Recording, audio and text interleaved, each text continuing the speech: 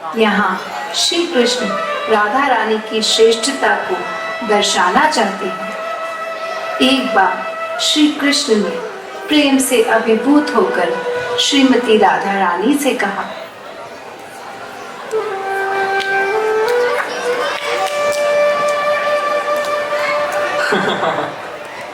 हे राधे, पूरे संसार में सभी पूजाओं का सार है आपकी पूजा, आपकी आराधना।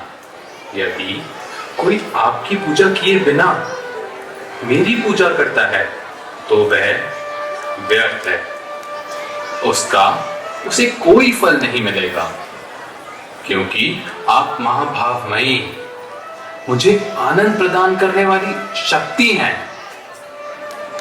मेरी सेवा और मेरे आनंद के अतिरिक्त आपकी कोई अपेक्षा नहीं। आपकी भक्ति करने वाले मुझे अतिशय प्रिय हैं।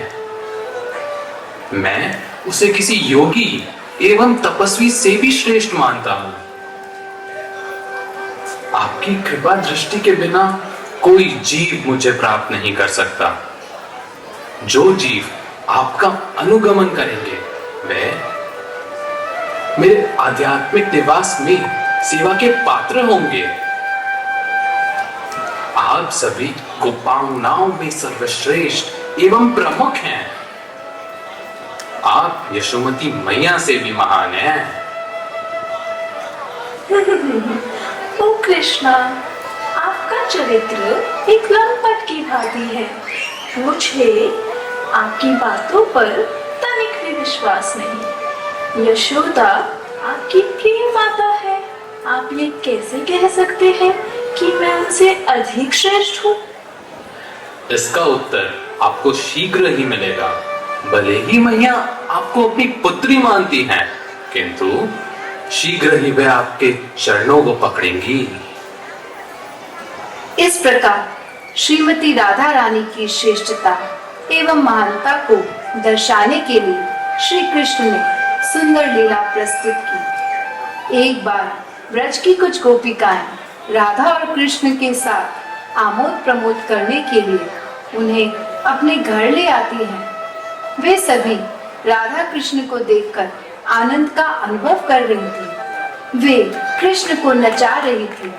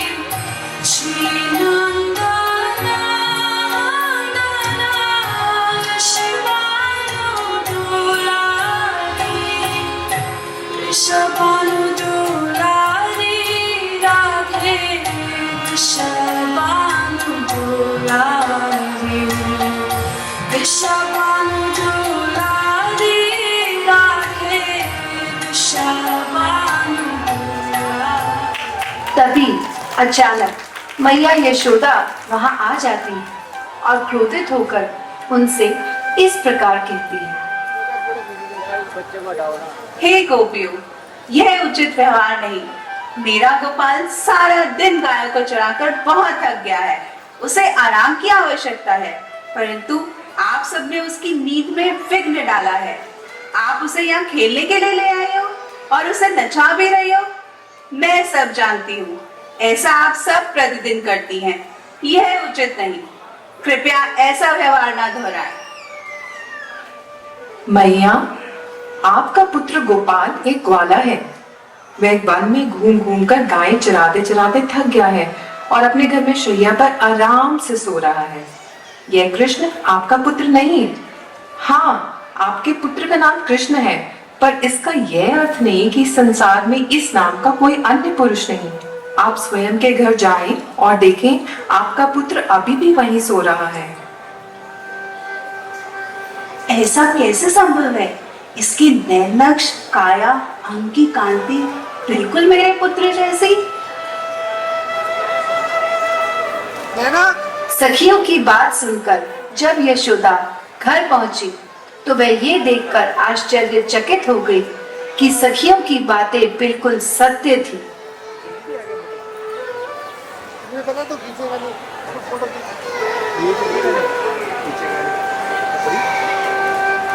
वे कृष्ण को शयन कक्ष में देखकर हैरान एवं प्रसन्न थी।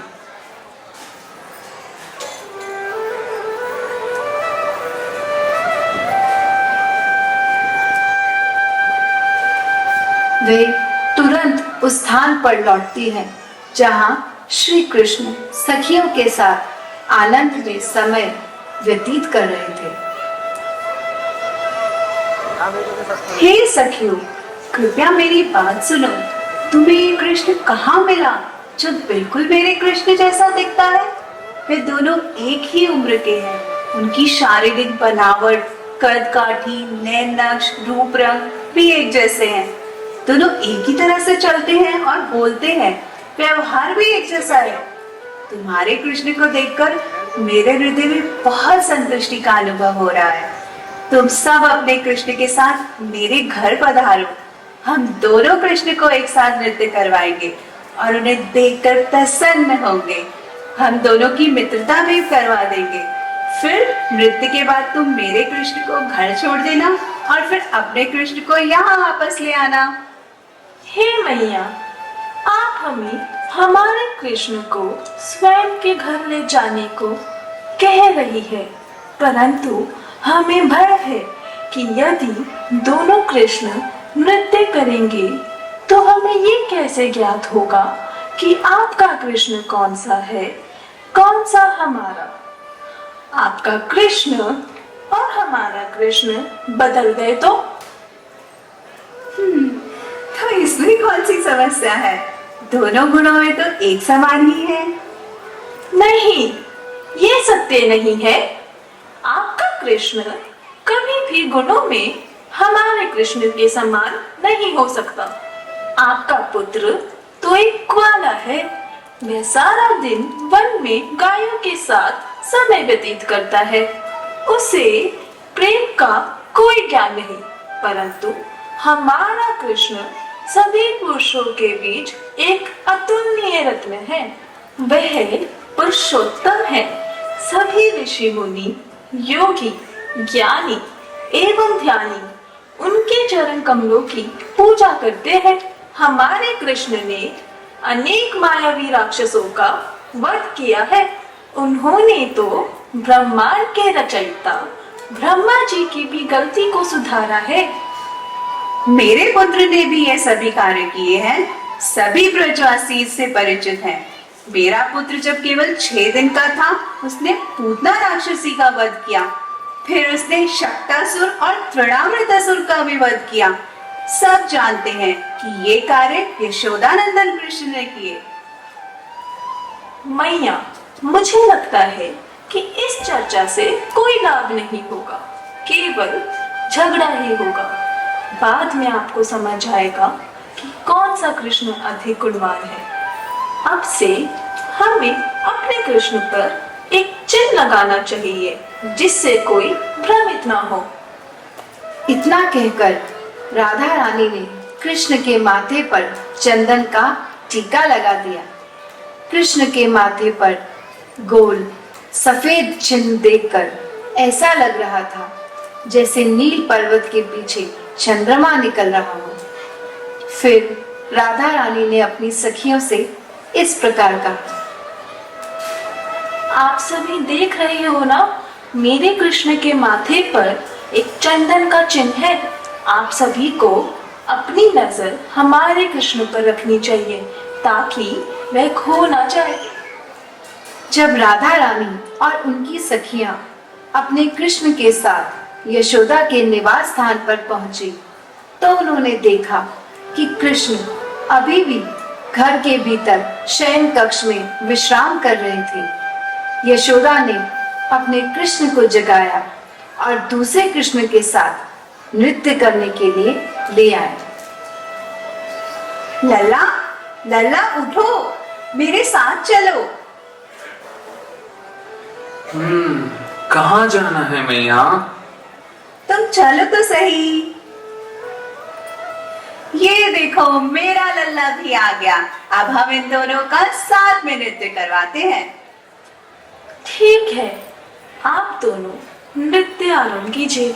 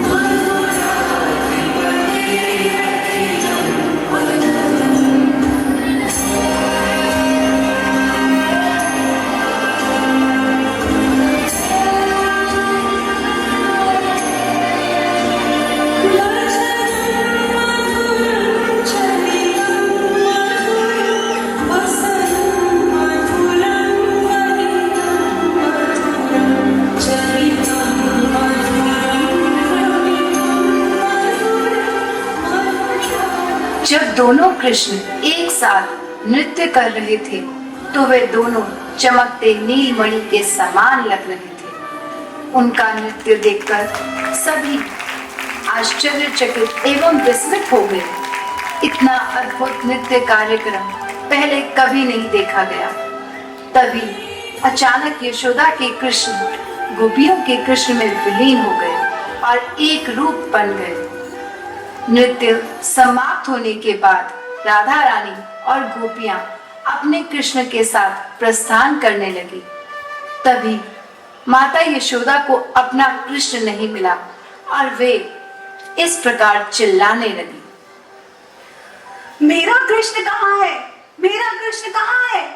तुम अपना कृष्ण ले जा रही हो, मुझे मेरा कृष्ण लौटा दो। मैया, हम आपका कृष्ण कहाँ से लाए? हमारा जीवन, हमारी आत्मा तो हमारा ये कृष्ण है। ये आपका पुत्र नहीं है। जरा देखिए, हमारे कृष्ण के माथे पर चंदन का चिन्ह है। तुम स्वयं उसे नचा रही थी। तुमने कृष्ण को कहीं छिपा दिया है। ये तुम्हारी ही कोई योजना है। मैया, ये प्रांगण चारों ओर से एक दीवार से घिरा है। दोनों कृष्ण यहाँ नृत्य कर रहे थे। हम कैसे जान सकती हैं उनमें से एक कहाँ गया? हमने स्वयं इस स्थान को नहीं छोड़ा है। मेरे कोई 5-7 पुत्र नहीं है। मेरा केवल एक ही पुत्र है। वह अपनी माता पिता दोनों के लिए प्रसन्नता की संपत्ति है। वह हम वृद्धों की लाठी है। हे राधे, मेरी प्राण वायु मेरे शरीर को छोड़ने ही वाली है। कृपया मुझे मेरा कृष्ण वापस लौटा दो और मेरे प्राणों की रक्षा करो।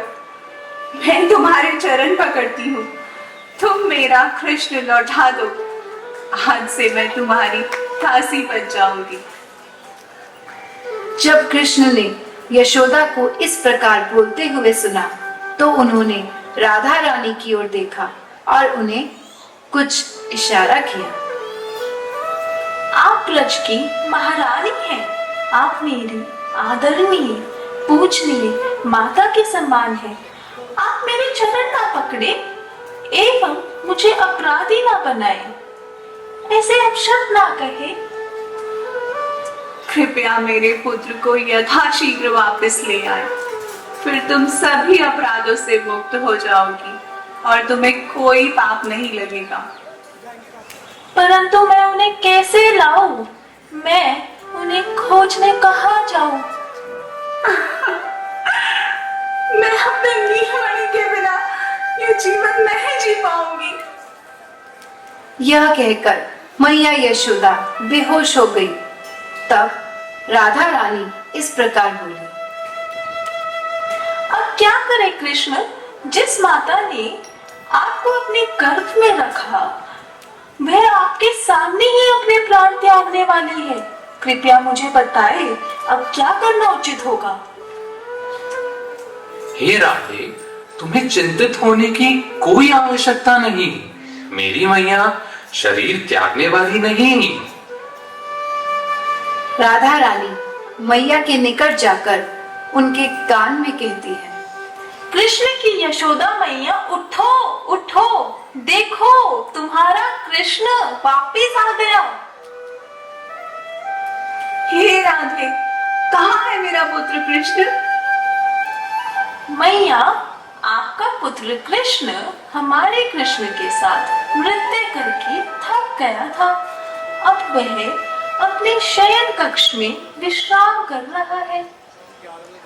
यशोदा को पूर्ण विश्वास था कि राधा रानी कभी झूठ नहीं बोलती। नंद रानी यशोदा कृष्ण के शयन कक्ष में गई और अपने पुत्र को उठाकर गले से लगा लिया। बार बार वे कृष्ण को चूमती रही। सभी सखियां घर लौट गई। इस प्रकार इस लीला से श्री कृष्ण ने श्रीमती राधा रानी की श्रेष्ठता को दर्शाया। मेरे पुत्र, तुम कहाँ चले गए थे? दोबारा ऐसा कदापि न करना।